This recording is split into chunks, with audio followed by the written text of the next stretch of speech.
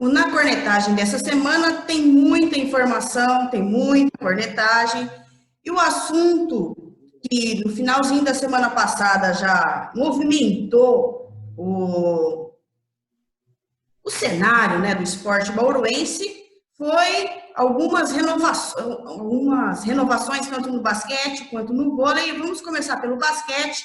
Lucas, você que veio com a informação aí em primeira mão, conta pra gente qual foi essa renovação do Bauru Basquete que deu uma alegria ao coração do torcedor. A renovação do Larry, né? O alienígena vai para a 10ª temporada jogando aqui em Bauru. Foi a primeira negociação que a diretoria se mexeu ali para fazer, para garantir. Não se sabe ainda se vai ser a última, se não vai ser a última temporada do Larry em quadra. Por mais que ninguém deseje, eu acho, a aposentadoria dele, mas ele já está com uma idade bem avançada. Mas ele é uma peça que ele não vai servir na próxima temporada apenas para estar em quadra, como simbolismo de um grande ídolo que voltou ao time, que continua no time. O Larry, como vocês puderam ver em 2019 e 2020, ele ainda é muito útil para o Bauru Basquete. Tanto é que quando ele se lesionou, o time degringolou, né? A lesão dele no Campeonato Paulista foi o estopim para aquela sequência tenebrosa ali do primeiro turno do NBB. E foi o primeiro nome confirmado. Alguns dias depois, Lucas Rocha, da Jovem Pan e do Blog do Souza, veio com a confirmação do Alexei, que vai ser o armador titular do Bauru, realmente está fechado.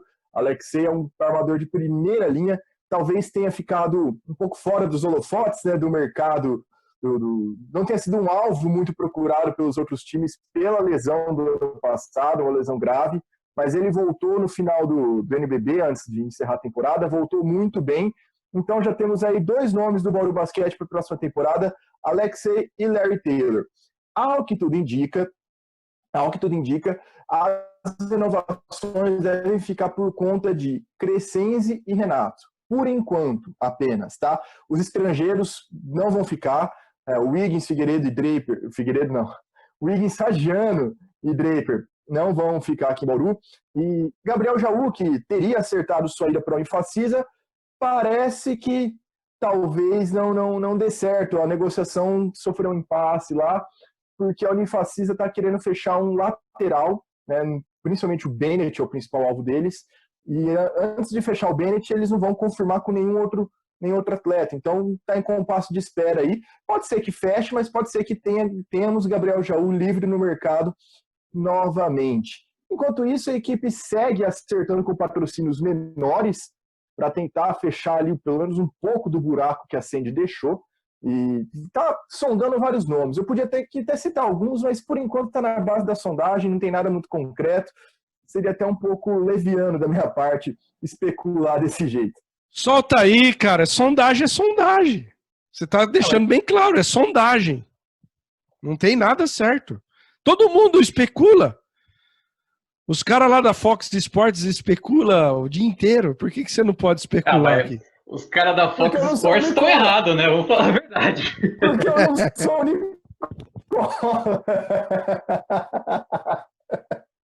Não, mas de concreto ainda não tem nada. Assim que tiver, eu trago aqui para vocês alguma coisa mais quente aí.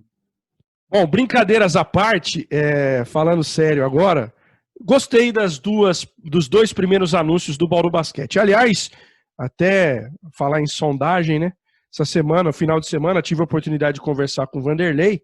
Aliás, mandar um abraço ao Vanderlei, a assessoria do Bauru Basquete.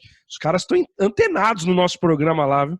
Agora ficam toda semana assistindo para ver o que a gente fala e tal. Isso é bacana.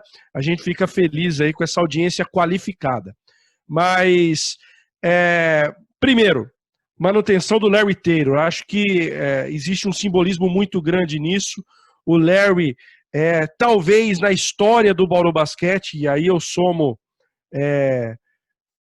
primeira etapa do Bauru Basquete, segunda etapa do Bauru Basquete, que teve o momento Tiribra Copimax, depois voltou com a GRSA, talvez seja o grande ídolo da história do Bauru Basquete. Então é legal, não é só o aspecto quadra, o aspecto de marca Larry Taylor, marca Bauru Basquete. vai ser muito legal o Larry mais uma temporada em Bauru. E o Alexei, claro, está voltando de uma contusão, de uma cirurgia, de uma lesão grave, mas é um jogador muito interessante. Ele, na temporada passada, foi um dos jogadores mais valorizados do mercado. O Lucas colocou bem que o fato da contusão, da lesão, da cirurgia fez com que talvez ele não fosse tão procurado nesse momento, e aí, de maneira inteligente, a diretoria do Bauru Basquete conseguiu essa contratação. Parabéns pelos 2 primeiros anúncios. Em relação à questão orçamentária, eu sempre digo para o torcedor, não se iluda com um time economicamente de altíssimos valores, altíssimas contratações.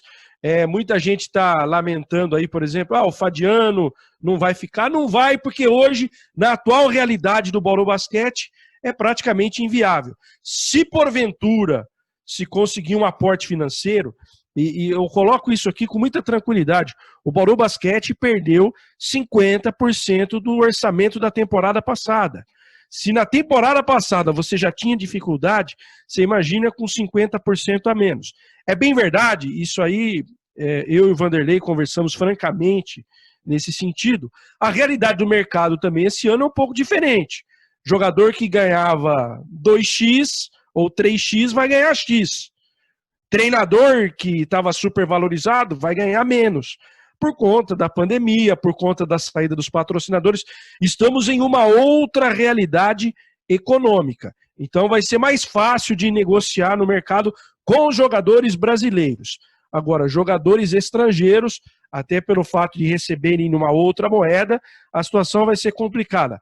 Acho que o Bauru Basquete está caminhando de uma maneira correta, né? Buscando jogadores interessantes do mercado nacional, para quem sabe, se pintar alguma grana extra lá na frente, algum patrocínio eventual lá na frente, possa colocar como cereja do bolo algum gringo, algum estrangeiro. Mas, por enquanto, começa bem o Bauru Basquete e as suas aquisições. E vamos combinar, a situação aqui está muito mais respirável do que, por exemplo, Mogi das Cruzes. Me preocupou muito essa semana uma entrevista do Nilo, que é o presidente da Liga e também dirigente do time de Mogi. Eu não sei não, eu não vou cravar nada aqui, mas eu coloco como uma grande interrogação a participação de Mogi na próxima temporada. Mogi que teve técnico Jorge Guerra e o André Góes entre os melhores do último NBB. E o Alexei, além de tudo, além de ser um grande amador, né? Só levar em conta as primeiras atuações dele. Não sei se você que está vendo a gente aqui vai lembrar das atuações do Alexei ainda pelo Paulista em Mogi e as atuações dele nas últimas rodadas, quando estava todo mundo já mais preocupado com a pandemia do que com o NBB em si. Foram atuações excelentes, excepcionais. É o nível que se espera que ele entregue aqui em Bauru. E o Alexei, além de tudo, ele era um sonho antigo, né? Há pelo menos 2 temporadas a diretoria vem tentando trazer, vem tentando tirar ele primeiramente de Franca, depois brigou com o Mogi, acabou perdendo para Mogi ano passado. E é até uma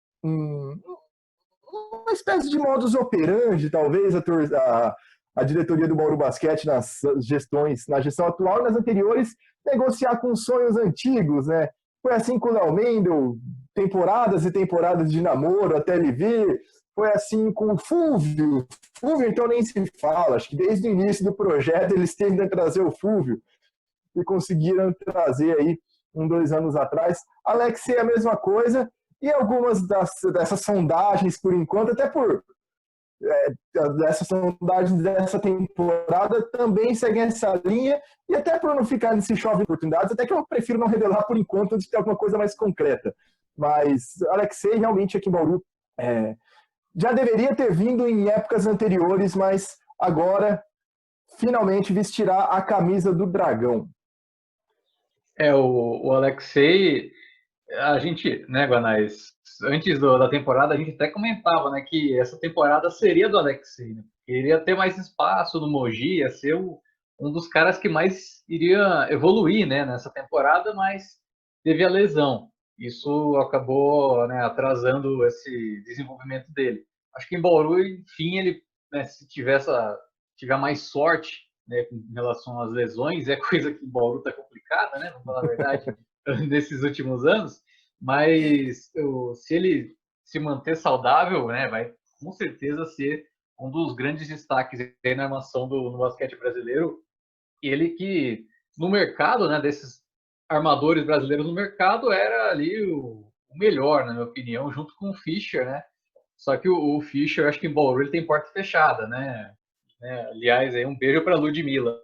Mas o Alexei, juntando, né, com o estilo de jogo do Larry, né, pode encaixar uma coisa boa também, né? Porque ambos têm uma qualidade ali, né, com questão de agressividade no ataque, defesa, né? Então dá para ver que pode ter tudo para dar uma liga, né? O Alexei e o Larry.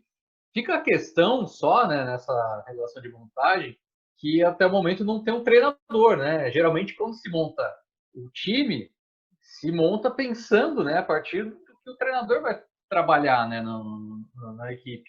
E nesse momento está trazendo, né, primeiro os jogadores para depois anunciar o treinador. A não ser que já tenha alguma palavra, né, com algum comandante aí para a temporada, para ser anunciado depois. Mas chama atenção, né, que até o momento está sendo chamado mais estão sendo apresentados, né, negociado jogadores ao invés do técnico.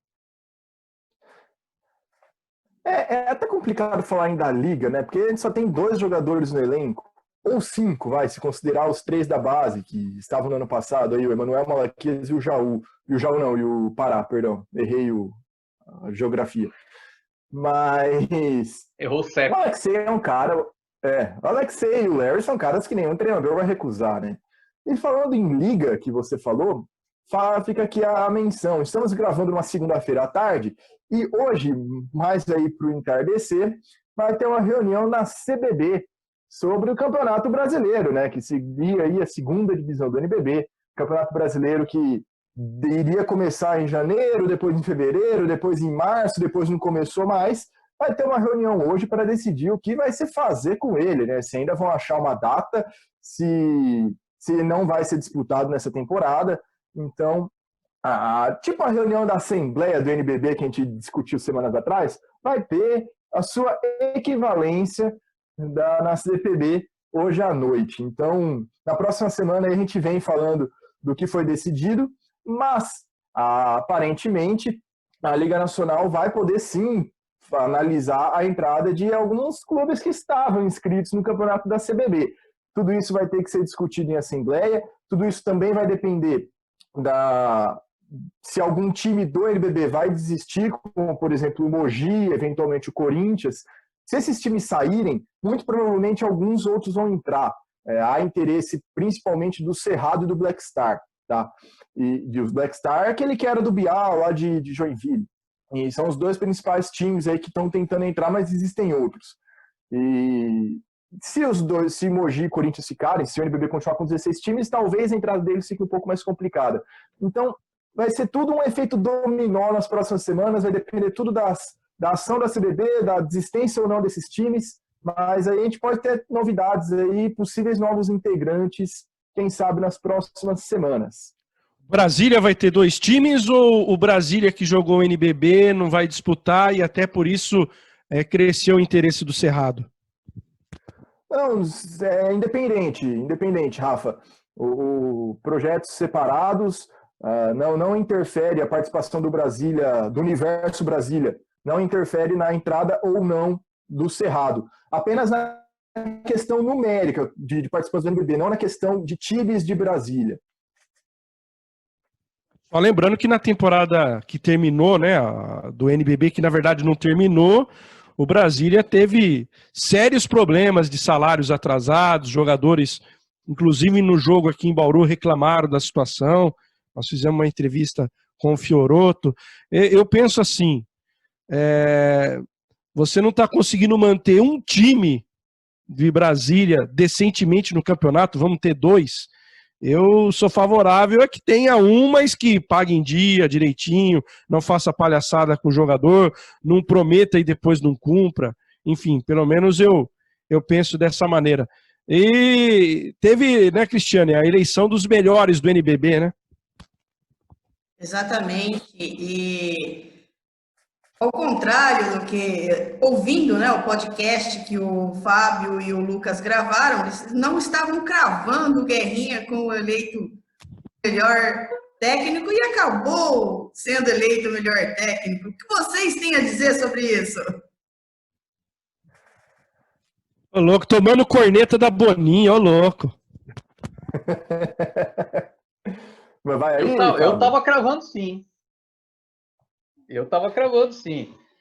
Eu falei que seria até errado outro nome a não ser o do Guerrinha ser eleito, né? Embora na apresentação, né, principalmente no Twitter, né, da Liga Nacional, estavam, né, um puxa-saquismo ali pro Gustavinho, que eu vou te falar, né? O Gustavinho é um baita de um técnico, mas essa temporada que o Guerrinha fez, não tem nem o que falar. O Guanais, ele vai contra um pouco do que eu penso assim, com relação ao Guerrinha, né? Eu acho que tem méritos também pro Gustavinho para se equiparar ao Guerrinha, mas eu não acho não. O Guerrinha mereceu de fato, né, esse prêmio. Chama a atenção que ele nunca tinha ganho, né? Pô, tantos anos disputando o NBB aí, nunca tinha conquistado esse prêmio merecidamente, né, com essa temporada especial, né, pelo Mogi das Cruzes, contra tudo e contra todos, né, que estava acontecendo lá. O Mogi conseguiu ter um bom desempenho e o Guerrinha mereceu, de fato, ser o melhor treinador. E com relação a outros prêmios, né, chama a atenção que escolheram Rafael Hetzheimer como melhor pivô. Brincadeira, né? Quem é que vota no Hetzheimer? Hetzheimer não fez uma temporada digna de Hetzheimer, né? Por conta de lesão, por conta de tudo mais. Apareceu só na reta final da temporada regular e já colocaram ele como melhor pivô. Como se não tivesse outro nome, né? Que tenha realizado uma temporada melhor, né? Parece que ninguém viu o que o David Nesbitt jogou, o que Rafael Oliveira jogou, né? É até complicado, né? Falar como é difícil, né? Você ter uma escolha dos melhores aí, com uma votação que não era nem popular, né? Era votação teoricamente de especialistas, que acaba, né, escolhendo medalhão, né? Escolheu pelo nome, só isso para falar mesmo, né? Porque o Hetzheimer é um baita no jogador, a gente sabe muito, né, muito bem disso, mas teve nomes muito melhores do que ele na temporada que foram, né, deixados de lado por conta do nome. Só para me tirar uma dúvida, o Guerrinha é o treinador que é o recordista de jogos do NBB? E vitórias também. Então estava mais do que na hora de receber o prêmio, né? Eu queria dizer rapidinho em relação... Perdão, Lucas. Eu queria dizer rapidinho em relação ao Guerrinha. Eu acho que o Guerrinha, ele tirou leite de pedra esse ano no time de Mogi. Mogi com um orçamento muito inferior aos demais, com um elenco super reduzido, e fez uma temporada, diante das suas limitações, excepcional. Então, é por isso que ele está levando esse prêmio. O mesmo mérito que o técnico do Botafogo teve na temporada anterior, onde tirou leite de pedra, o Guerrinha teve agora. Então, acho que, nesse ponto, até houve uma coerência por parte da Liga Nacional. Agora, é complicado essa questão. Eu também acho o Gustavinho um excelente técnico, mas ele tem um baita elenco na mão. E o Guerrinha, por muitas vezes, passou por essa situação também, né, de ter um baita elenco na mão e não levar o prêmio também.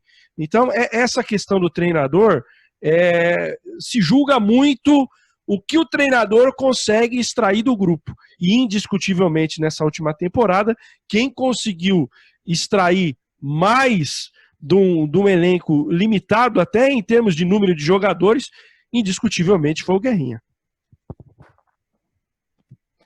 O Guerrinha, eu acho que todo mundo tem aquela falsa percepção dele já ter vencido alguma vez, né? Até por ele ser o recordista em vitórias, tá aí desde o começo do NBB. Acho que muita gente deve pensar que o Guerrinha já tinha vencido, quando na verdade isso não aconteceu. É a mesma coisa que ocorre, por exemplo, ocorreu, né, no destaque jovem. Vale lembrar que o Iago, ele ainda era elegível para vencer o destaque jovem. Se for ver bem, a meu ver, ele era o melhor jovem, Só que ele tá há tanto tempo no NBB que acho que a galera nem lembrava que ele ainda podia ser escolhido nessa categoria. E agora não pode mais, é um prêmio que o Iago nunca vai ter na vida. E acho que ele tem essa falsa percepção na cabeça da galera. Mas já virou ancião. Guerrinha, justamente. Mas quanto ao Guerrinha, oficialmente, agora ele realmente tem o prêmio. Quanto ao Gustavinho, ele fez um grande trabalho. Eu acho que ele não pode também ser, como é que eu posso dizer? A gente não pode prejudicar o Gustavinho por ele ter um grande elenco. Ele não pode ser punido por ter um elenco bom na mão. Né? Mas o meu critério realmente é votar em quem faz mais com menos. Foi até por isso que eu também votei no Figueiró temporada passada, igual o Rafa falou.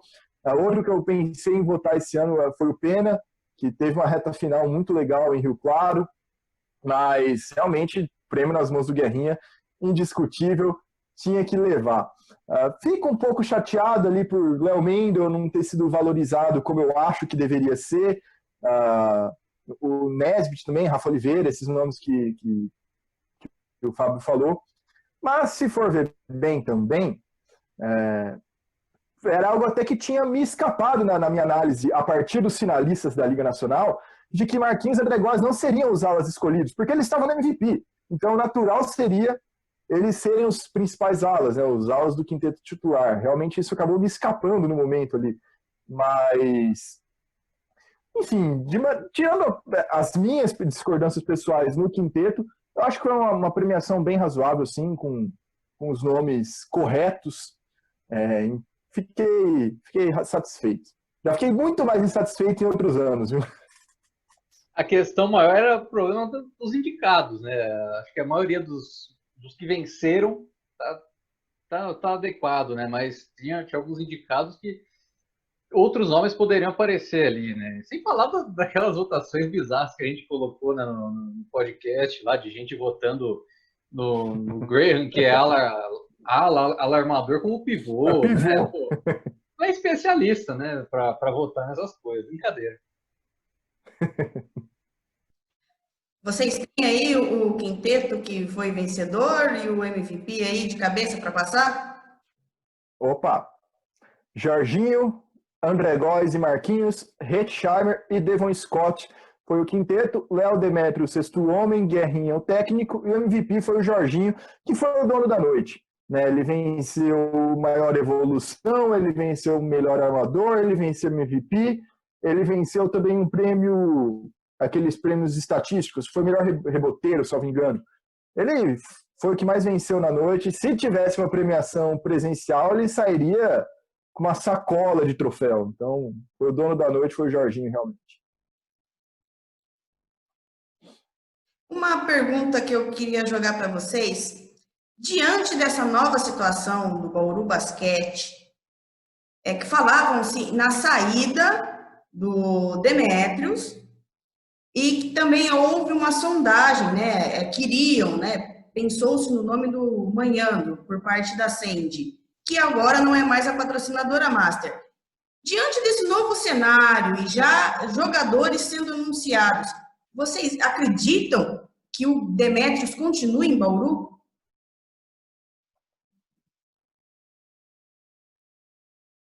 Quem se habilita?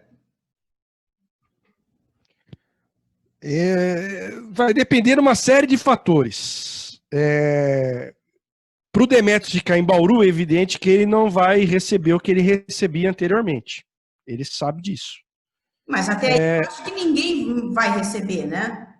Então, a situação é a seguinte. O Demétrios está sondando o mercado.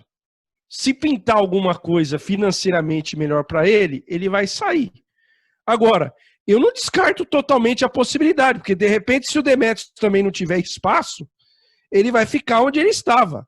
E aí vai ter que aceitar as condições da diretoria. Talvez até por isso, o Fábio colocou muito bem a questão de que, estão anunciando o jogador e até agora não tem o treinador definido. Porque, na verdade, nós estamos vivendo uma situação inusitada nessa temporada, né? Com redução de orçamento. Tem equipe que, vamos falar, a gente não sabe ainda se vai disputar ou não. Eu não tenho certeza, por exemplo, que Rio Claro vai disputar, que Mogi vai disputar a próxima temporada. Então, tudo isso abre uma perspectiva de mercado. Ao mesmo tempo que o Demetrius está tentando ver alguma outra coisa, ele vai para onde? Aonde é que ele vai ter espaço? Então, na verdade, há um grande dilema aí, tanto para o Demetrius como para a diretoria do Bauru Basquete, que também não está querendo se precipitar, não, porque até está nessa situação. De repente, uma determinada equipe não venha participar da temporada. Vamos dar um exemplo aqui. Vou deixar bem claro, não estou falando que o fulano vai ser o treinador aqui em Bauru, né? Porque as pessoas às vezes me mal interpretam. Mas vamos supor, o Rio Claro não participe da próxima temporada. O Pena passa a ser um nome interessante. É um cara que não é tão caro, é um cara que está começando agora, fez um bom trabalho, como o Fábio colocou no Rio Claro. Então, na verdade, o mercado esse ano está vivendo uma situação meio que indefinida. Com essa indefinição de Mogi, o Guerrinha pode ter mercado. Não acredito em Bauru. Não acredito em Bauru, mas pode ter mercado em outro time. Então vamos aguardar um pouquinho mais. E fora que as equipes com mais bala, né, que poderiam manter um orçamento alto, pagar um salário alto para um técnico, elas já estão com todos eles fechados. Né? Gustavinho, Elinho, Filé, Léo Costa, todos já estão empregados nos seus clubes da temporada anterior, então também o espaço vai se reduzindo. Né? Justamente é nesse ponto que o Rafa falou. Quanto a diretoria do Bauru está cautelosa, o Bauru já não teria, em situações normais, né, sem pandemia. Com pandemia, saída da Ascend, tem menos obrigação ainda de montar um time para essa temporada que vai brigar lá em cima. Então vai com calma, sem loucura, para não prejudicar um planejamento, a estrutura do projeto, quem sabe, para outra temporada, ou para a partir do segundo turno, que pode vir um outro reforço, coisa assim. Então, eu não vejo com maus olhos essa demora, entre muitas aspas, né? Que demora parece que é algo negativo, mas essa postura cautelosa da diretoria nessa situação. Tem que analisar bastante, né, a situação, quais vão ser, né? Primeiro, os nomes do mercado para técnico, a possibilidade financeira que tem. A gente vale lembrar, né, que o Demetrius, quando renovou com o Bauru, estava valorizado. Agora, não sei como é que ele está, né, no mercado. Por exemplo, o Demetrius, o Flamengo estava indo atrás dele, né? Seria o Flamengo ali, o time que estava atrás do Demetrius, e acabou indo o Gustavinho. Então, já não tem, né, um time procurando um técnico, né? Por exemplo, o Unifacisa está com o Filé, está tranquilo com o Filé lá, que está fazendo um bom trabalho. O Franca também, né, tá com o Elinho e vai ficar com o Elinho já renovado. Então não tem muitas opções de mercado aqui pro Demetrius. Para Bauru, acho que também não tem tantos nomes assim de grandes no mercado. Aquela coisa que eu até falei, né, em edições anteriores, até quando surgiu, né, o Rubem Manhano, né, na parada, de não ter um nome assim de peso, né, tal qual o Demetrius para a equipe, e pensando assim, né, seria difícil você achar um substituto, né? Talvez por ser um planejamento mais pés no chão, buscar outro treinador seja, né, interessante, com uma ideia de renovação e tudo mais, mas é algo que segue em aberto, né? O Botafogo vai disputar a próxima temporada? Interrogação. Se não disputar, tem o Léo Figueiró. A gente precisa primeiro saber quem vai disputar a próxima temporada. Tem muita dúvida, né? Porque a temporada terminou com muito time não pagando os seus jogadores. Eu esqueci de falar também, os três de São Paulo, com a exceção do Corinthians, também tudo definido, né? O Pinheiros vai com o Pelosini, o Paulistano com o Regis de novo e o São Paulo novamente com o Mortari. Só que tem um problema nessa situação, não dá para esperar muito tempo também, porque a definição dos times que vão disputar o NBB hoje está para o final de agosto. Essa definição em temporadas anteriores ela foi prorrogada em algumas semanas, né, para dar mais tempo para algumas equipes específicas se estruturarem. Mas vamos contar com o prazo que existe hoje, final de agosto. para definir o técnico, eu acho que é um pouco tempo demais, assim. Levando-se em consideração que boa parte das equipes, vou falar aqui de São Paulo, vão usar o Paulista para laboratório, talvez não. É o discurso que a gente tem ouvido por aí. Todo mundo vai usar o Paulista como um laboratório, garotada, esse tipo de coisa. Todo mundo vai focar no NBB. Vamos aguardar um pouquinho mais. Eu acho que o mercado está aberto. Ao mesmo tempo que ele está indefinido, tem muito nome bom solto na praça. Isso não vale só para treinador, não. Vale para jogador. Então, de repente, tem time aí que tá desesperado, que a concorrência começou a levar jogador. Tem muita gente boa no mercado e que vai ficar sem espaço e que vai poder reforçar as equipes que vão aí à procura. E no final das contas, há realmente um desespero exagerado. Porque, vamos lá, quem que foi levado realmente? Betinho, Pastor, André Góes, Fusaro. O resto foi tudo renovação. O resto, o Vezaro e o Arthur Pecos também pela Unifacisa. O resto é tudo renovação. Franca, inteirinho renovado. Flamengo, inteirinho renovado não, é inteirinho de renovação mais os do Mogi. Flamengo é inteirinho de renovação mais Iago e o Tchucito Gonzalez. Tá todo mundo no mercado. Todo mundo no mercado. Então, ainda tem muita... Dá para montar muito time melhor que os que já foram montados só com quem tá livre. Alguém tem mais alguma consideração sobre o basquete ou podemos passar para o próximo assunto? Só a cornetagem já para o Bruno Caboclo, né? Que furou aí a bolha da NBA e vai ficar aí 7 dias parado, como se ele não precisasse brigar por espaço no Houston Rockets. Parabéns aí. Isso tirando o símbolo... E fora o simbolismo de ser um brasileiro o primeiro a furar a bolha na NBA. Então, parabéns.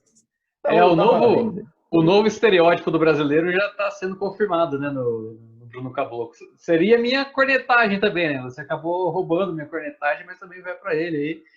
A NBA e a Disney gastam movem mares e montanhas para organizar a competição, e o Caboclo vai lá e, né, fura a bolha da quarentena. Agora ele vai ter que ficar de quarentena, né, obrigatoriamente afastado, né, da equipe dele, o Houston Rockets. Tinha que ser um brasileiro, né? Tinha que ser um brasileiro. Primeiro a furar o bloqueio. Que beleza. O assunto agora é o vôlei, que teve essa semana também uma renovação importante. Rafael Antônio, traz para a gente qual foi essa renovação. Antes da renovação, até eu vou responder, eu estou sendo cobrado aí em relação às obras do ginásio do SESI. O pessoal anda me perguntando nas redes sociais. Então é o seguinte, as obras estão paradas, aguardando a conclusão de inventário de obras e uma nova licitação que terá abertura de propostas até o final deste mês de julho. Lembrando que foi rescindido o contrato anterior com a empresa que havia vencido a licitação, ela não cumpriu os compromissos, então, por isso, o contrato foi rescindido e agora estão fazendo aí todo um trâmite para que o novo contrato seja assinado e as obras sejam retomadas. Resumo da ópera, né? Para quem esperava aí a arena do SESI já pronta, pelo menos para o final da próxima temporada, acho difícil, mas um dia ela vai ficar pronta, como tantas outras obras aqui na nossa cidade sem limites. Quanto ao time, anúncio de algumas renovações importantes, a parceria por mais um ano do SESI e do Vôlei Bauru, Mesani, Unimed. O vôlei está indo tranquilinho, já está praticamente com o time montado. Eu acho que de todos os projetos aqui em Bauru, exceção feita ao problema do ginásio, né, que eu acho que vai demorar um pouco mais, mas caminha um pouco mais tranquilo para o início da próxima temporada.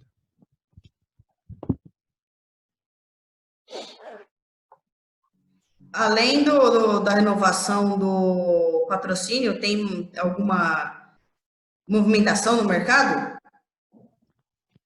O Sérgio Negrão deve ser anunciado a qualquer momento aí como supervisor, ele que foi o técnico do Pinheiros na última temporada, vai fazer parte aí da comissão técnica do cast, né, do SESI Vôlei Bauru como supervisor. E as jogadoras que ficaram são aquelas que a gente já falou em semanas anteriores, a Tiffany, a Dani Lins, a Polina, a Líbero Júlia, quem mais? A Denísia, a Maihara, e devem chegar a Mara, central, a Carol Leite, levantadora, tem mais lá a menina Pamela Sanabio, que jogou no Fluminense, tem mais, tem uma menina que estava na Rússia, essa aí foi o Lanzoni que trouxe a informação.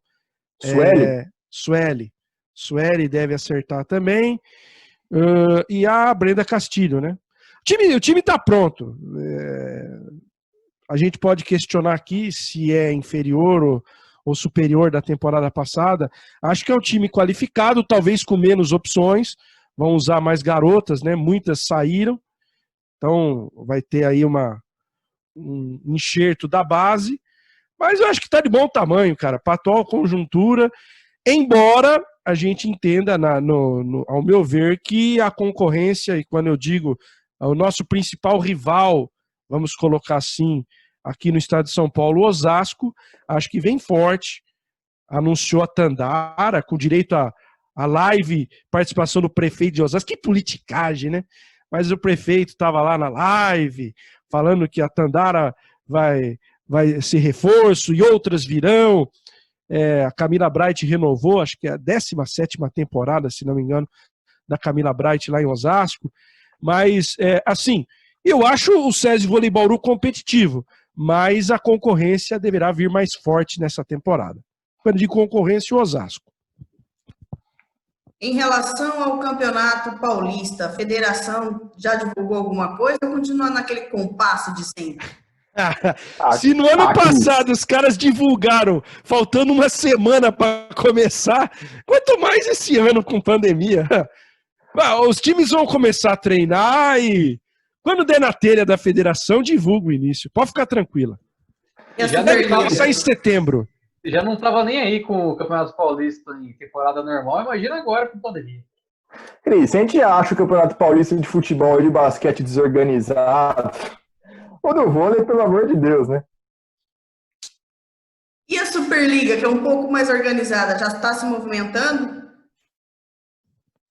Tem time que está pronto aí. O Brasília já anunciou um monte de jogadora lá.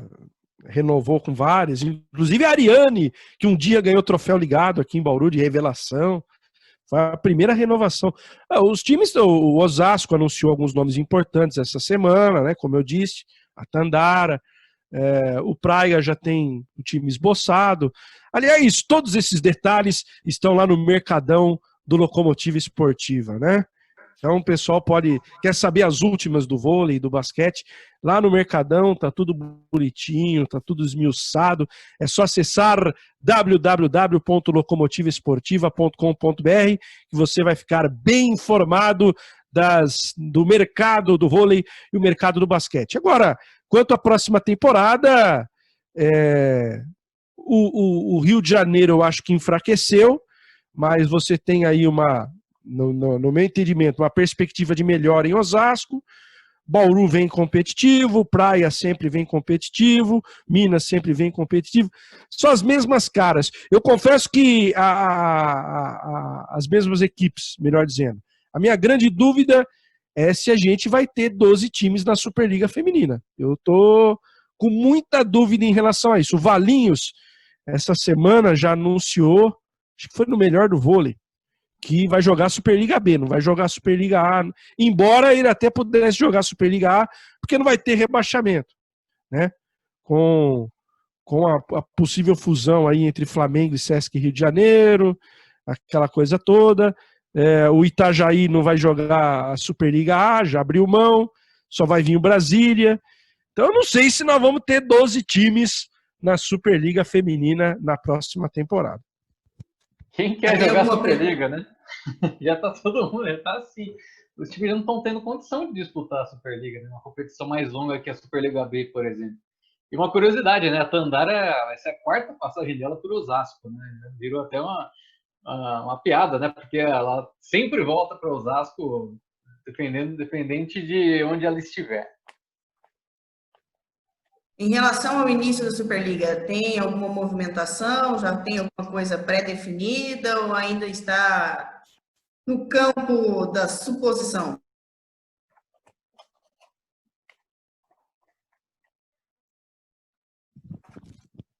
Acho que é novembro, dezembro. Vamos esperar. Não tem nada anunciado. Que vai ter. Estão falando até no tal do Super 8 aí, antes da Superliga.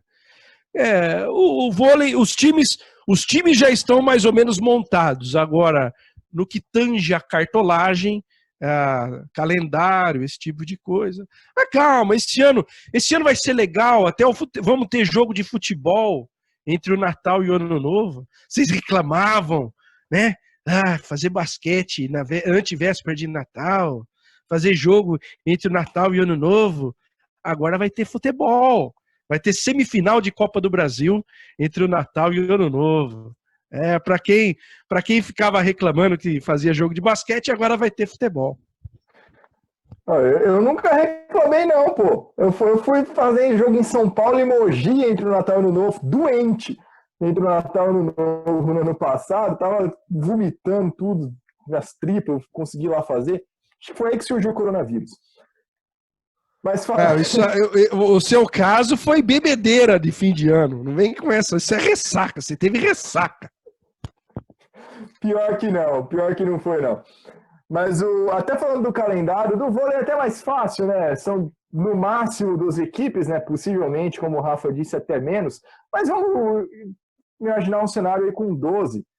Turno e retorno, não tem tantos jogos assim, é uma quantidade menor de jogos. Também não tem uma distância geográfica tão grande assim, se a gente for comparar com o NBB, né? O time mais longe é o Minas, salvo engano, né? Parando para pensar Brasília. Aqui, Brasília, isso, realmente. Mas é fácil chegar lá, não tem tanta diferença para BH também. Então, se precisar também enxugar o calendário ali, colocar tudo um pouquinho mais junto, o vôlei não tem tantos problemas assim, é um pouco mais maleável essa tabela. Até porque o calendário da seleção brasileira não vai ter, né? Esse ano a CBV já falou, né, que não vai ter encontros aí da seleção brasileira, nem para treinamentos, nem para nada aí nesse ano. Até por conta, né, do coronavírus. Agora que as jogadoras estão com vontade de voltar, porque você abre os Instagram da vida aí, só tem mulher malhando lá, fazendo exercício, academia em casa, no condomínio. Elas querem voltar, mas por enquanto não está liberado, né?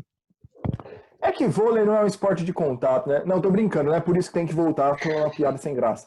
Mas ano que vem tem Olimpíada também, né? Então o calendário vai meio que... O calendário do esporte olímpico vai parar para a Olimpíada. Então tem esse limite e, assim, nenhuma modalidade vai seguir muito ali, além de final de maio, começo de junho. Mas você colocou um ponto interessante, que eu acho que tem algumas modalidades que vão se adaptar mais fácil, vão voltar ao seu normal mais rapidamente do que outras nesse nosso, entre aspas, novo normal. Aliás, eu não aguento mais essa expressão, que novo normal. Tênis, automobilismo, motociclismo, o próprio vôlei. Eu acho que tende a se adaptar mais rapidamente a essa nova situação do que propriamente o futebol, do que o basquete, que são modalidades que eu acho que nós vamos ter um pouquinho de problema ainda. A gente já vai entrar no assunto do futebol, vide a questão que aconteceu em Santa Catarina, né? Ministério Público, depois da primeira rodada lá do Catarinense, o Ministério Público parou tudo, até porque quase a metade do time da Chapecoense pegou Covid. Inclusive tem um cara, o centroavante lá, o Roberto, tá internado. Tava usando até o respirador lá. A coisa foi um pouco mais grave. Então acho que nós vamos ter, nessa volta, nós vamos ter mais problema com futebol, com basquete, porque vai surgir casos, vocês citaram aí no bloco anterior, né, a questão do rapaz lá na NBA, brasileiro, o Caboclo, né? E agora nós temos problema na Chapecoense. Nós vamos ter problema. Essa volta do futebol aqui no Brasil, toda a rodada aí do Cariocão, do Covidão 2020, tem jogador que testa positivo.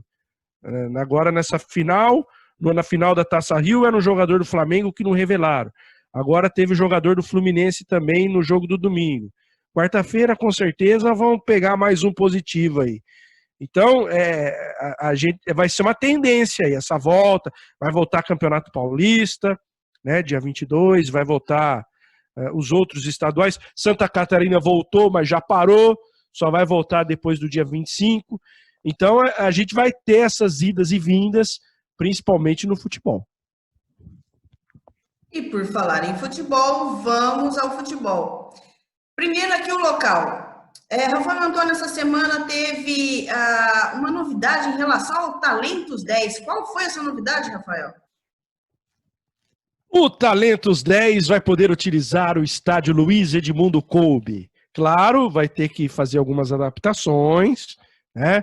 Vai ter que colocar ali alguns corrimões, vai ter que apresentar o laudo dos bombeiros, aquelas burocracias que nós já estamos acostumados, que tem que apresentar para a Federação Paulista de Futebol aprovar a utilização do estádio. Mas se tudo der certinho, né, se o Talentos 10, a Prefeitura de Bauru também dá uma força nesse sentido, poderemos ter o Talentos 10 na Bezinha ainda neste ano de 2020, porque vai ter um novo conselho arbitral, aquele que foi feito lá atrás já foi invalidado, porque a competição não começou.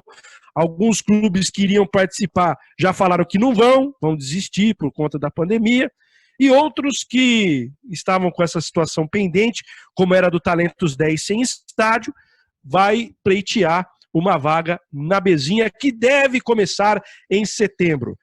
Aproveitando o embalo, o Reinaldo Carneiro Bastos falou tanto na TV Gazeta, como também a EPTV de Ribeirão Preto, nesse final de semana, que a Série A3 voltará ou na última semana de agosto ou na primeira semana de setembro. Então já temos aí uma data para o retorno da Série A3. Amanhã tem uma reunião, uma videoconferência com os times da A2. Então amanhã todas as diretrizes, a questão dos protocolos que foram adotados na 1 serão adotados também na 2, como na 3. Agora tem uma novidade em relação à 3.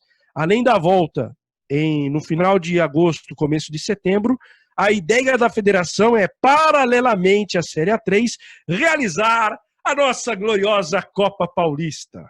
Então, vem aí a Copa Paulista, vai ser uma beleza. A partir de setembro, vocês que estão aí, né, só no home office, preparem-se. Em setembro, vocês não ficarão mais em suas casas, porque vai ter tanto evento, tanta competição a partir de setembro, que até o cachorro vai rosnar na hora que você voltar para casa.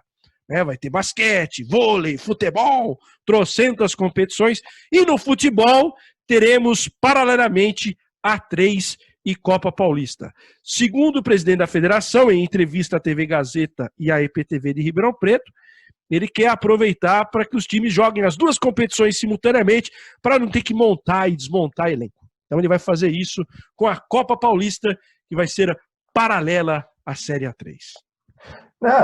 Sensacional, né? Podia usar aquela ideia da Primeira Liga e do Campeonato Brasileiro de usar os confrontos que existem nas duas competições para fazer um jogo só para os dois campeonatos. Lembrando que a gente teve Grenal, que era final de um campeonato e meio de tabela de outro, e foi o mesmo jogo. Por que não fazer, né? Já tá aí mesmo. Gente. Tá já rasgou o regulamento mesmo, né? Se exploda, é tudo da FPF. A gente tá aí batendo recordes e recordes, 1,5 milhão de casos, 700 e tantos mil mortos.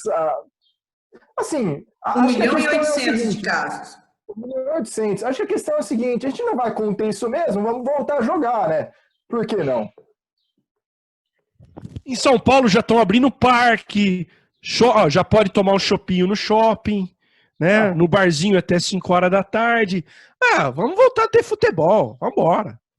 Vamos aí. Mas o pior ainda dessa ideia aí da Federação Paulista, tirando toda essa parte aí clara, né, de voltar numa hora dessa, mas o pior que eu vejo é que a federação acho que está fazendo uma boa ação para os clubes, né, para pensar em minimizar os gastos, né, dos clubes, para não montar 2 elencos.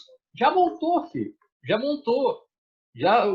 A partir do momento em que os contratos dos atletas, né, do primeiro semestre já se encerraram, em maio ou junho, qualquer retorno do futebol em 2020 vai obrigar, né, a ter essa parte dos clubes, né, montar um segundo time.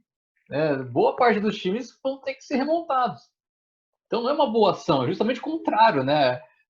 Obriga clubes que já tinham orçamento só para o primeiro semestre, né, para montar o elenco, a tirar de onde não tem, né, para montar um outro time agora. Acho que essa é a grande questão desde o início. E a federação ainda defende como se fosse algo positivo, né, para não forçar uma montagem de um segundo elenco. Já está forçando a montagem de um segundo elenco. Então não tem outra coisa a não ser isso. Não é uma boa ação, não. A federação tá de sacanagem novamente. E, claro, né, com subserviência dos clubes também, né? Eles que mantêm essa galera aí no poder, eles que mantêm a federação, né, com tanta força que ela tem, desnecessária, né? Porque não serve para nada essa federação. E, no final das contas, não tem nenhuma conversa, né? Já tem um informe, praticamente, né, de que já está quase definido a data, né? Não tem nenhuma oposição, né, dentro da Federação Paulista, e quando tem, ela é rechaçada, né? Então o negócio é bem ditatorial, por assim dizer. Só em cima do que você está dizendo, ó, os grandes clubes e alguns do interior voltaram dia 1º de julho aos treinamentos com bola, certo? O Botafogo de Ribeirão Preto, que está na zona de rebaixamento, a Prefeitura de Ribeirão só liberou para que o Botafogo e Ribeirão Preto está na fase 1. Só que depois de tanta pressão, o que eles fizeram? Sábado, liberaram o Botafogo para realizar treinamentos em Ribeirão Preto. Quer dizer, o Botafogo voltou aos trabalhos no dia 11 de julho, enquanto que os demais voltaram dia 1º. Então aí você já vê a bagunça que é, né? Aquele negócio que todo mundo ia voltar no mesmo dia não aconteceu, o regulamento foi rasgado. Até agora a Federação Paulista de Futebol não me explicou se os 4 jogadores que a Ponte Preta adquiriu do Mirassol por empréstimo vão poder jogar o Paulista ou não pela Ponte Preta agora, sendo que eles já jogaram pelo Mirassol. É uma bagunça total, cara. Uma bagunça total. Tem outra também, né? Vai ser obrigatória essa disputa da Copa Paulista, pelo jeito que mencionaram. Não, na verdade, assim, vai ter a Copa Paulista junto, ele não deixou explícito se vai ser obrigatório, mas a Copa Paulista será realizada paralelamente à Série A3. Essa foi a declaração dele. Mostra uma depreciação, né, da federação para as próprias competições, né? Que elas vão se concorrer, né? Vai ter uma concorrência direta entre as duas, além das divisões nacionais, né? Série B, Série C e Série D. Ou seja, o time da Série A3 vai disputar atleta com os clubes de nível nacional e também com os clubes que vão disputar a Copa Paulista, pelo menos na primeira fase, né, ali da Copa Paulista. Então, e não só isso, Fábio, a Série D, a Série A, B e C vai começar em agosto. Série A, Série B, Série C no final de semana aí do Dia dos Pais. A D vai começar na primeira semana de setembro. Então ela vai começar justamente quando retomar a Série A3. Olha o problema para um time como o Noroeste, que teve uma campanha irretocável até a paralisação para a pandemia, que o Noroeste vai sofrer uma grande concorrência dos times que vão jogar a Série D, que vão tirar jogadores do Noroeste. É um outro campeonato dentro de um campeonato. E tendência de ser um campeonato esvaziado, né, em termos de atleta.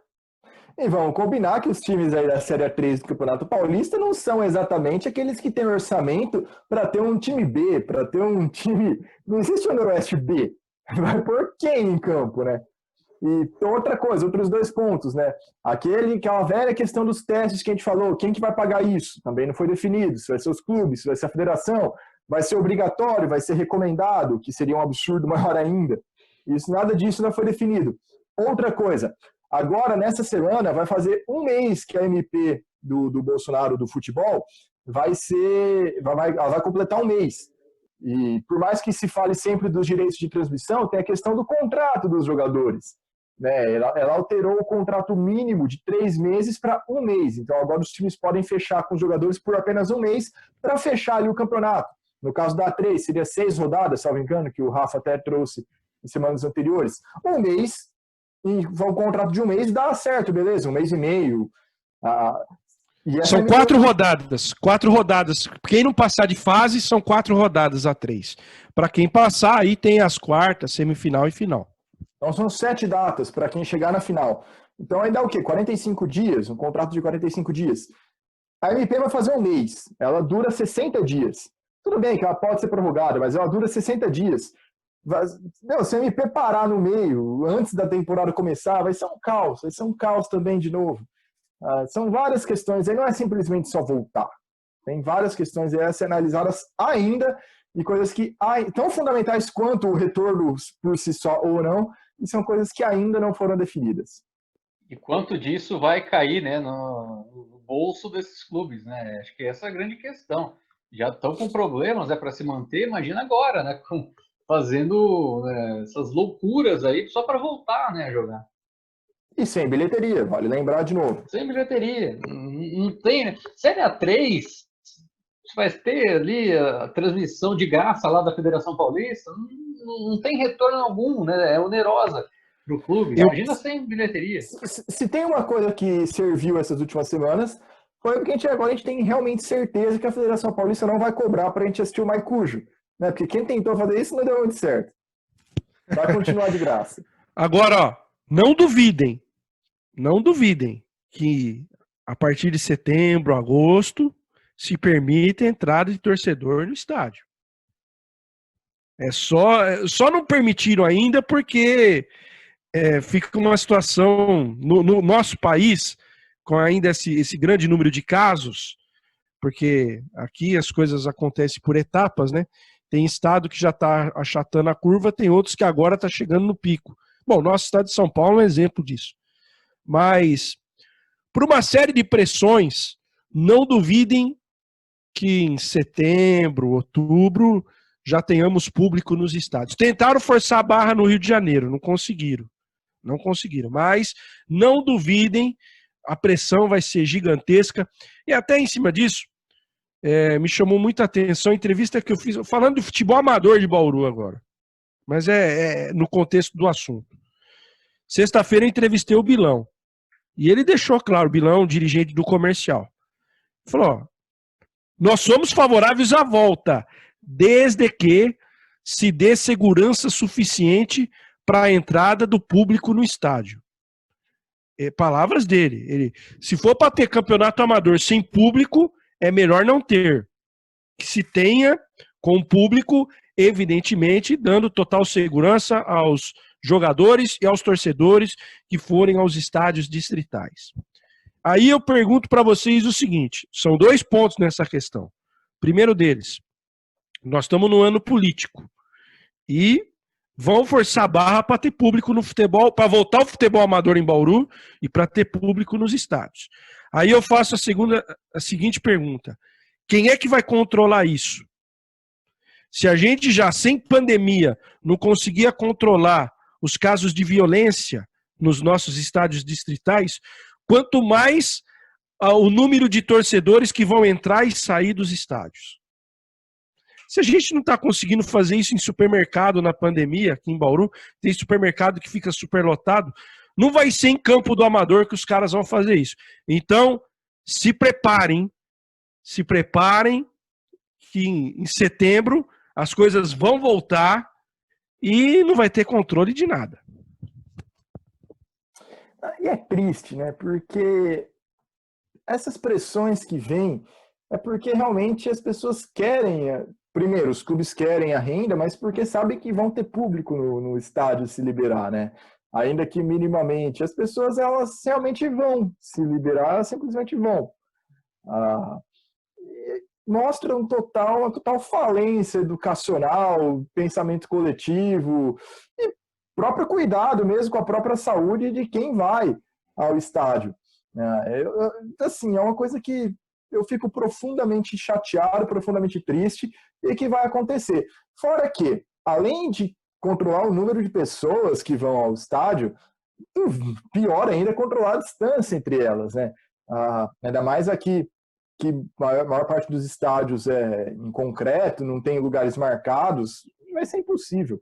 Até viralizou na última semana uma imagem do Gamba Osaka, né, um clube do Japão, que teve a volta do público, e os torcedores todos espalhados, assim, né, com as cadeiras marcadas onde poderia sentar.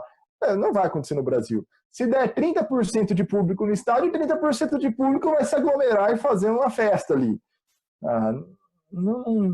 É inadmissível, ainda é inadmissível essa volta. Como eu disse, a gente está aí batendo 1.800.000 casos. Não tem condição, gente. Não tem condição voltar.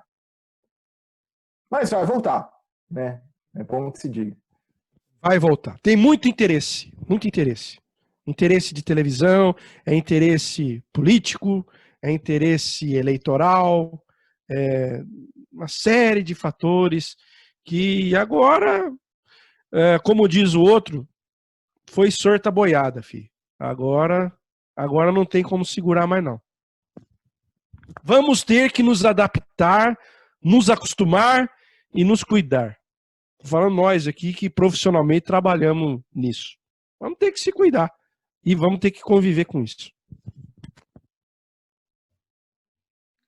Mais alguma opinião sobre esses assuntos ou podemos ir para as cornetagens e os joinhas?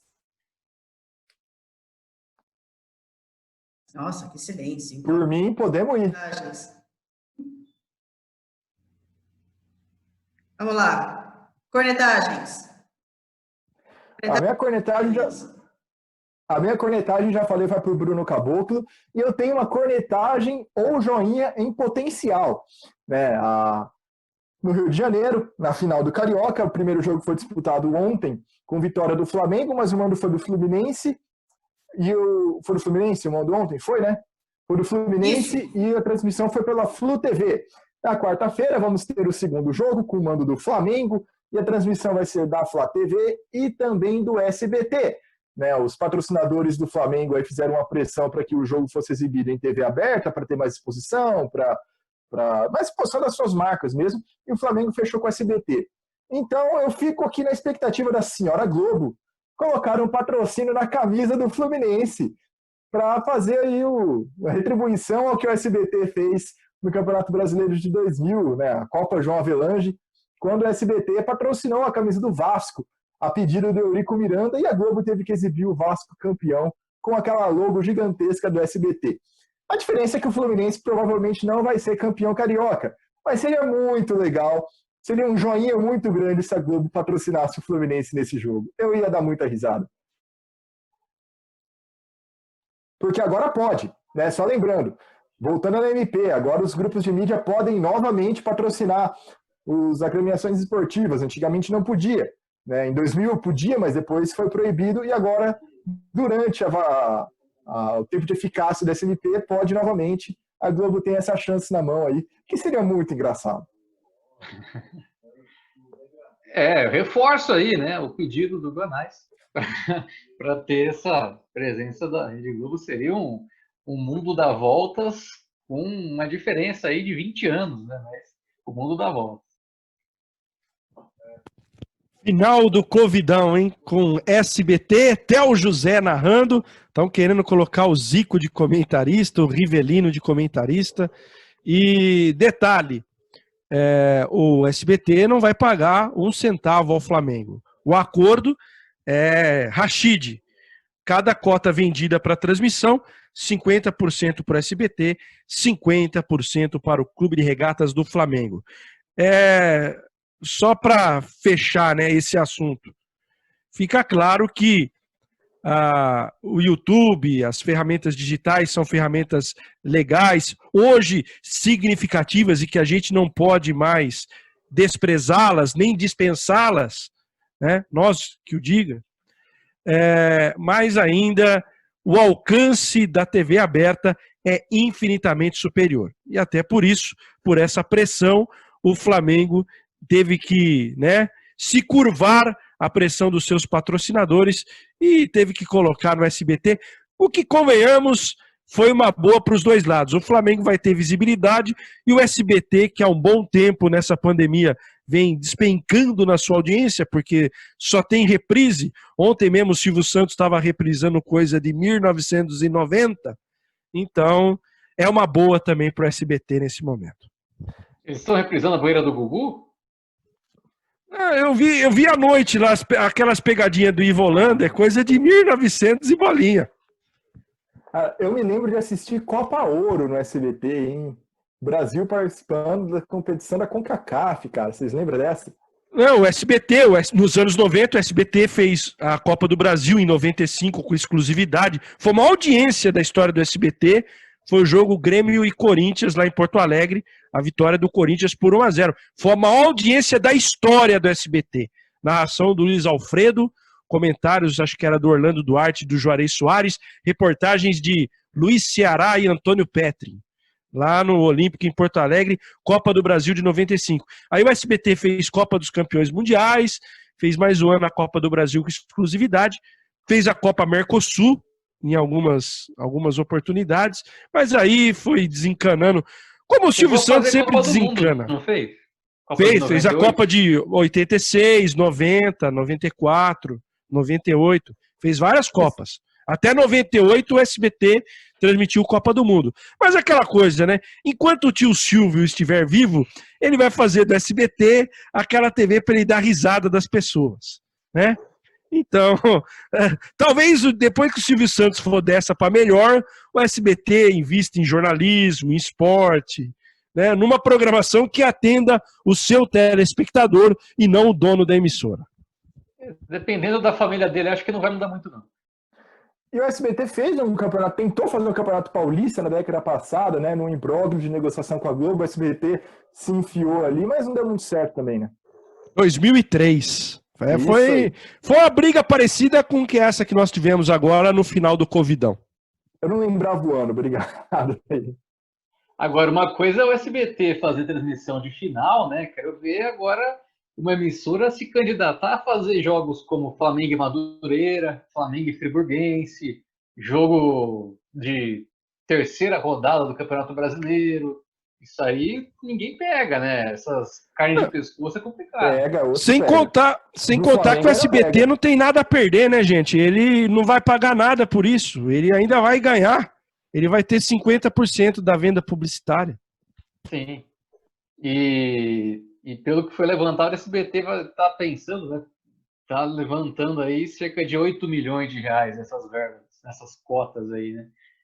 Metade seria para o Flamengo, 4 milhões, ainda, né, não retorna o tanto que a equipe perdeu ao não fechar, né, com a Globo no acordo para a transmissão do Carioca, que seria de 16 milhões. É isso aí, pessoal. Encerramos por essa semana. Esperamos aí que ao longo de mais essa semana a gente tenha mais novidades aí para trazer para os nossos internautas no próximo Na Cornetagem.